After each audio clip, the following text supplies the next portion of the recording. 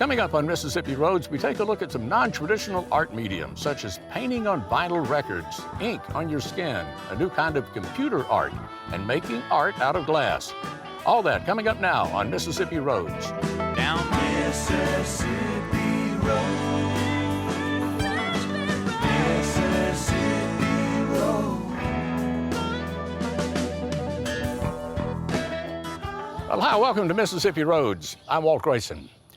This week, we're going to be taking a look at some non-traditional art, modern art, you might call it. Of course, whatever you call it, it's just art created in non-traditional places and ways. Now, for instance, our first artist grew up in an artistic and musical family, so it just made sense when she hit her groove to combine the two. Now she paints traditional portraits on vinyl records.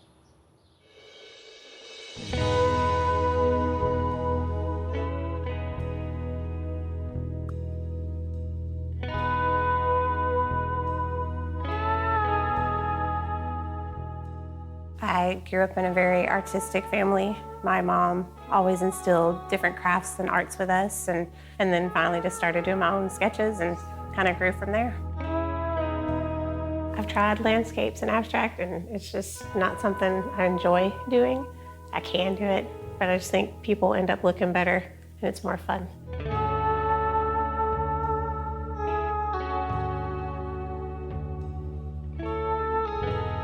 I've known Camille since she was a young girl. I've known her mother and her grandmother, and I've been selling their works for, 15, 20 years. And then when Camille grew up, she started painting, and it just all made sense. Camille's a wonderful artist, and I'm amazed at the skill and talent that she has. I mean, it's like she can just sit down and do a portrait. She can draw anything, she can paint anything. And I just thought it was a great idea for all three generations to be in the gallery.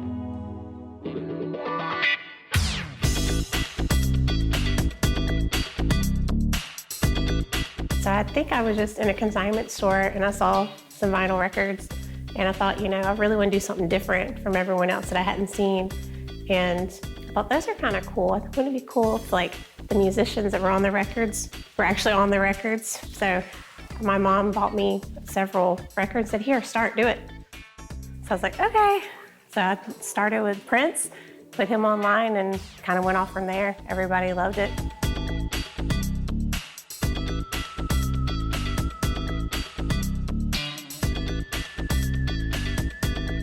I didn't really think she painted them. I thought it was a photograph. But definitely she paints them, but they're so precise and so good that they look like photographs. I leave a lot of the record showing because I want people to know that it's actually on the vinyl and not just like a circle. So I try to leave that. So as I start, I don't really prepare. I just start painting and the paint goes where it needs to go.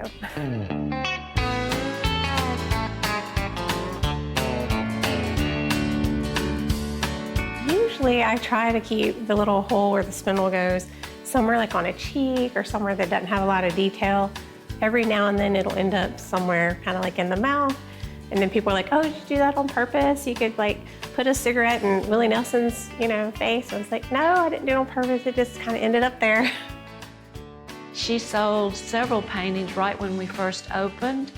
I'm working with a customer right now that's going to bring in some albums that she wants to do for her husband as a birthday surprise, so I don't know what she's going to bring in, but everybody likes her work. Primarily, I have a few things at Jackson Street Gallery in Ridgeland, and then on all the different social media accounts, Instagram, Facebook. Now, most of the work I do is commissions, but if I do any for fun and it's someone that people actually know, then it's usually gone fairly quickly. Lord, write your stories.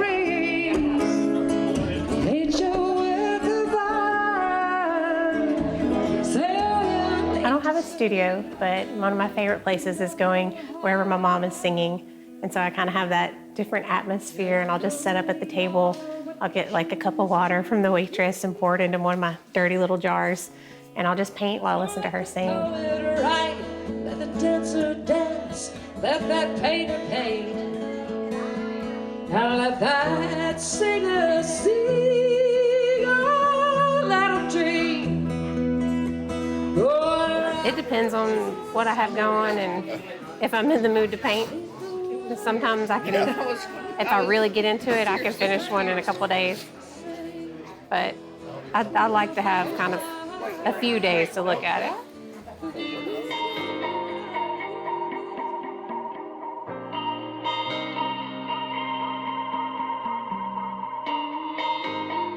And I have to make sure everyone knows you can't actually use them on the side that I've painted on unless you want to ruin it. Now, if you want to flip it over and play the back side and see what's on there, that'll still play. But I don't like to recommend anyone scratch them up. But I love the contrast of like the records kind of got a gloss to it. And then so the painting, I do sort of in a matte finish, so it kind of has a contrast. And then you see those ridges in there. I love the way that looks. They kind of have to get close to them and they go, wow, that's a real album. I've not seen anybody do this particular skill on the album, so they're very intrigued with how she does it. I hope to continue doing this series. I'm glad everyone really likes them. But at the same time, I feel like it's kind of out there now, so I want to find the next thing. And I'm hoping it'll just come to me one day. Maybe I'm out in public and see something like, oh, I need to paint on that. That's it.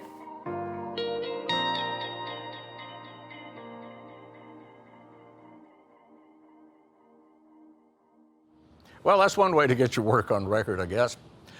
Our next artist also comes from an artistic family. You no doubt have heard of his great-grandfather, Gulf Coast artist Walter Anderson. Only his talent in fine art goes way beyond the canvas and is definitely not his great-grandfather's art.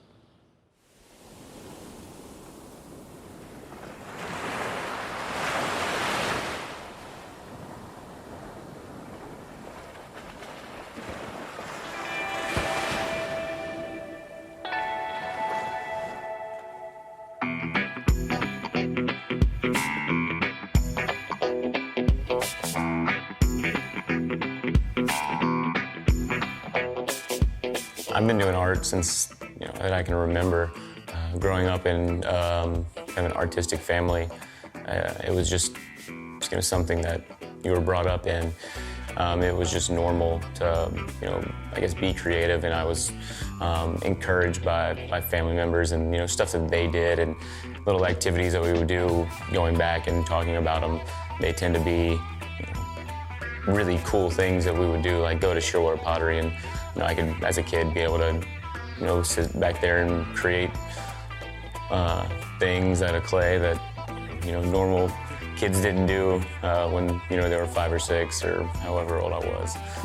I've always having Walter as a relative. I don't know if it pushed me to take on like being an artist as a profession, but it definitely gave me a lot of tools and stuff like that to do art for a living. I started getting into tattooing like as a person getting tattooed when I was 18. Getting a few things here and there. I was working on my dad's charter boat, and during the off season I had a lot of time to kill, so I went into a tattoo shop in Ocean Springs, and one thing led to another, and I started to apprentice there. And it took probably 5 or 6 years for my family actually to realize that it was an actual legitimate career choice.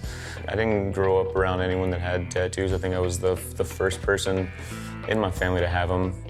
None of my close friends had any, so it was all a big new thing, and I think that's why I was drawn to it. It was a way that I could be artistic, but in my own right, have my own kind of branch that I didn't have to be under anybody else's kind of achievements. And that was a big thing for me, is I wanted to be known for my own accomplishments. And that was the thing about tattooing. Most people that know me in the tattoo industry or tattoo world don't know who my great-grandfather is. And that was big, as almost a validation. here in Ocean Springs and in Mississippi, you always have that in the back of your mind, like, do these people just want to get tattooed by me because I'm Walter Anderson's great-grandson, or do they actually like what I'm doing? So it took me a little while to kind of put that in the back of my mind and not be a constant kind of thing biting at me.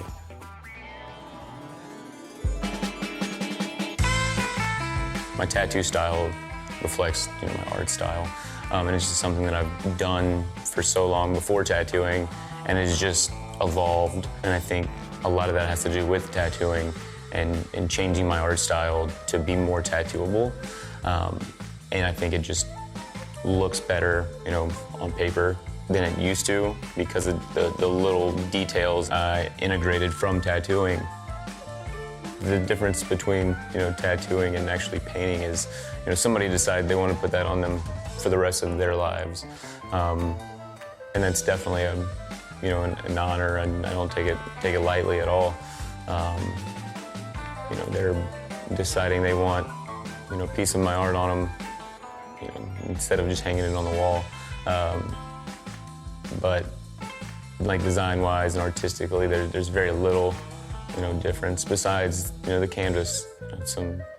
You have to think it's on a person. It hurts to get tattooed. And you have that whole healing process. People heal differently, so it's never gonna be the same. You could tattoo something and leave, and you come back and heal it, and it looks a little bit different. And I think it's not like a piece of paper where you put it on the wall. It's gonna look like that until it deteriorates. I don't know. I haven't been around long enough to see that happen. So the one thing that I learned early on from my parents is if you love what you do, you're gonna be a lot happier, in life. My dad's a charter boat captain, and my mom's a teacher, and they love their jobs and are still doing them. So it was instilled at a young age that, find something you love to do. You're gonna end up being a lot better at it, be a lot more passionate and successful at it.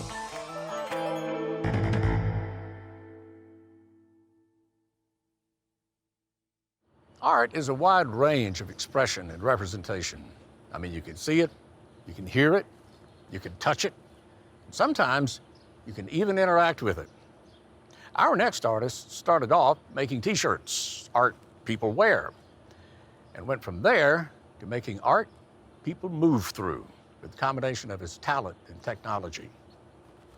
This is fascinating.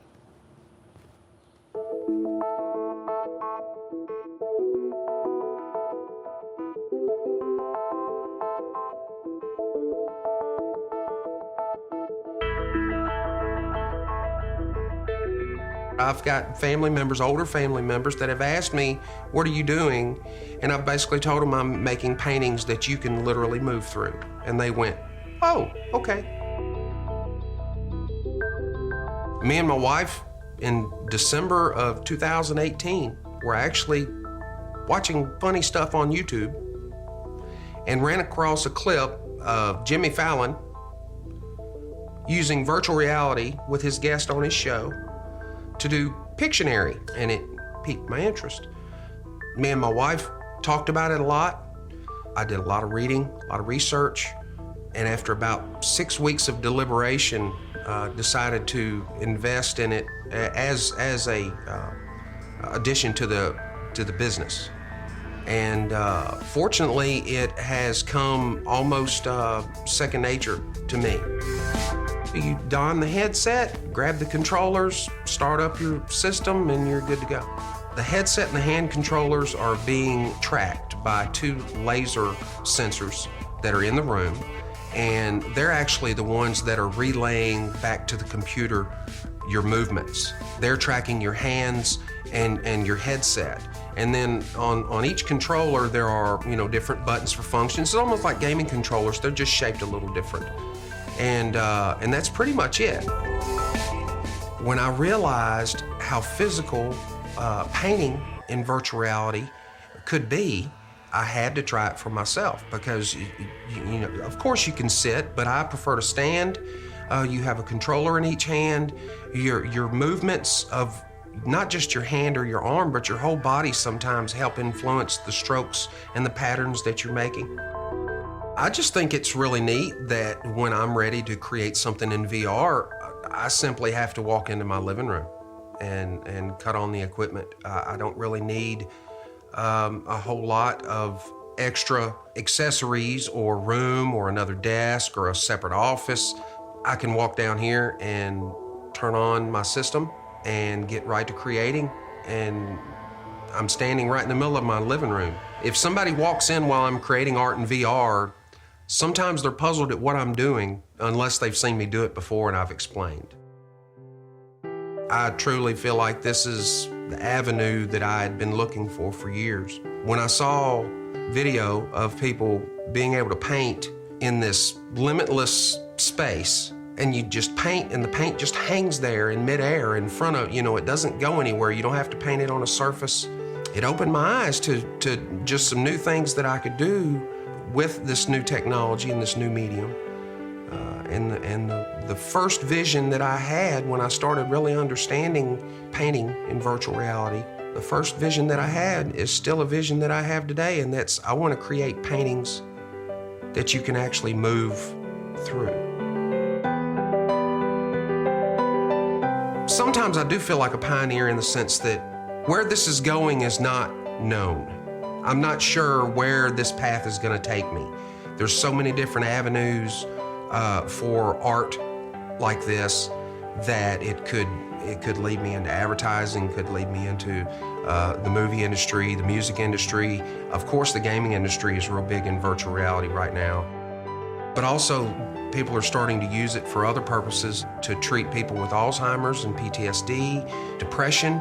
And so when I say I feel like a pioneer, sometimes that's really me saying I'm not sure where this is going to lead. There's no definite end point to it.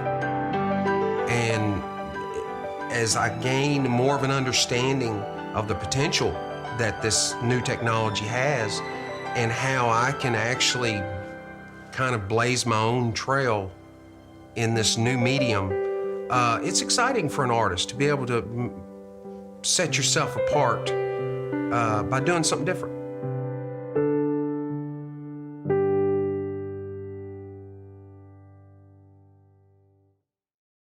Our next artist has used his art to not only express himself, but also to heal himself.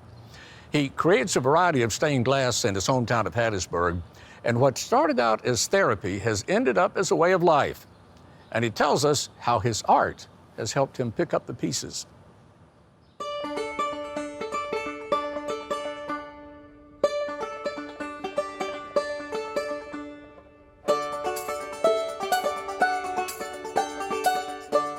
It is very fragile and tedious. The material isn't expensive, it's the time that it takes to put it all together. Depending on how intense the cut is, it's glass, it's going to break. It doesn't actually break that often unless it gets under a lot of pressure. My name is Kyle Bowman. I'm the artist owner of Hub City Stained Glass, based out of Hattiesburg, Mississippi. I design, fabricate, and install custom stained glass windows.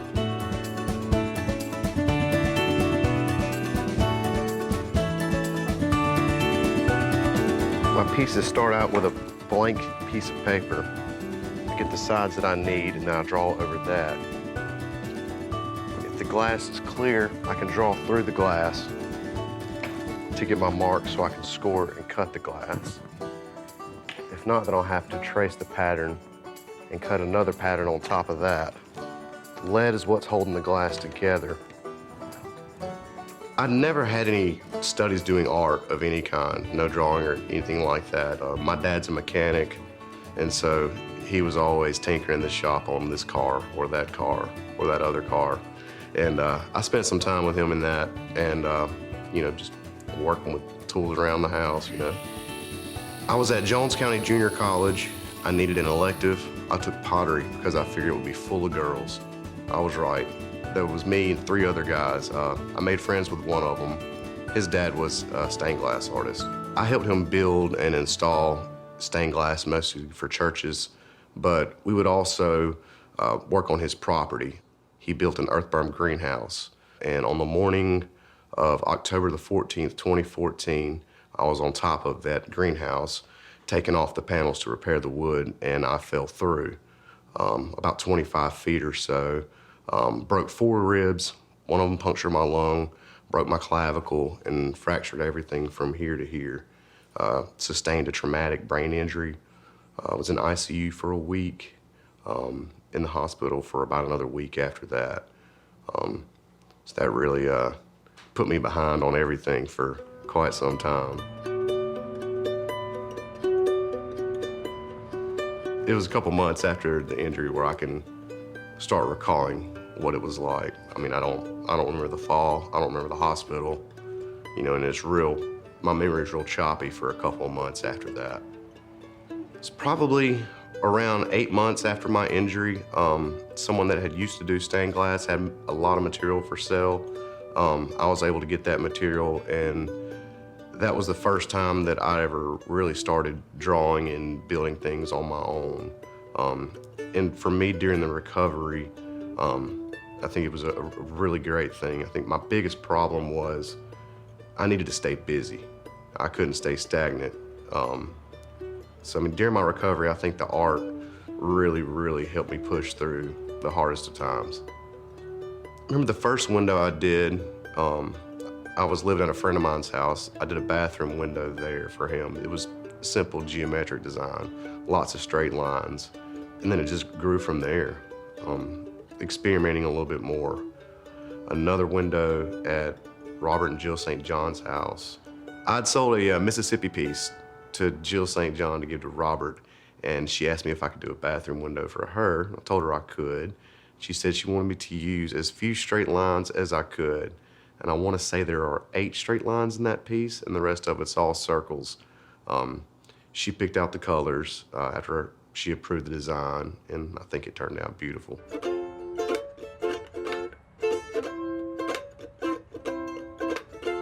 Most of my commissions are transoms, bathroom windows, or kitchen windows. During the holidays, the ornaments keep me very busy.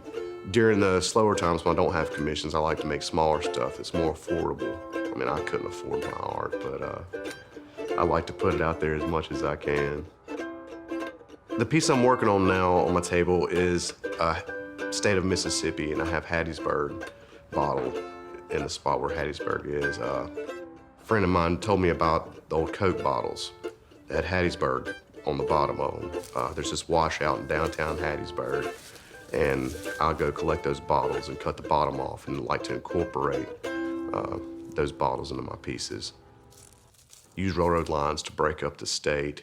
Can't exactly remember where I came up with that idea, but I needed something to break up the state, and I figured that railroad lines would be perfect for Hattiesburg because it is the hub city.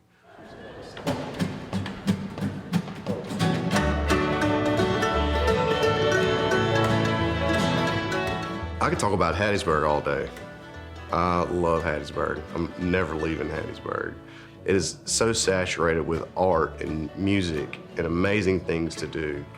I mean, just the amount of musicians per capita with the people in Hattiesburg is an amazing thing to see. And the support that we get around here.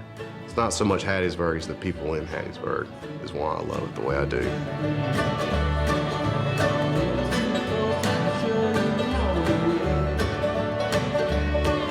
Pine Belt Pickers is a bluegrass band. We got together almost 10 years ago. They're the best of friends. The bridge between the glass and the music is being creative.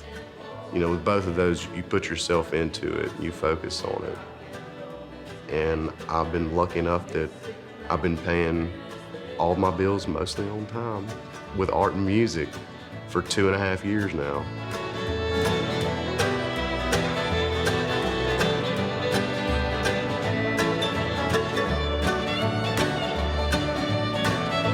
I started off, doing it for me, and it was a release during my recovery.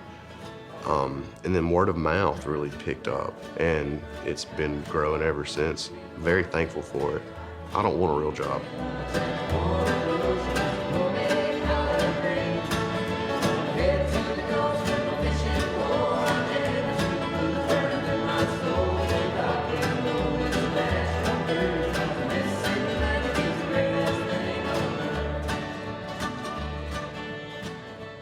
That's all the time we have for this show. If you'd like information about anything you've seen, contact us at mpbonline.org/Mississippi Roads. And make sure you like our Mississippi Public Broadcasting Facebook page.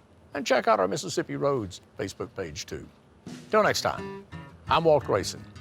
I'll be seeing you on Mississippi Roads.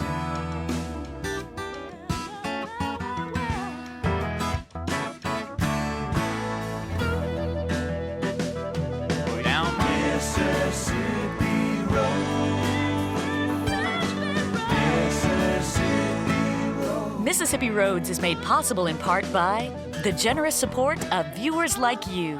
Thank you.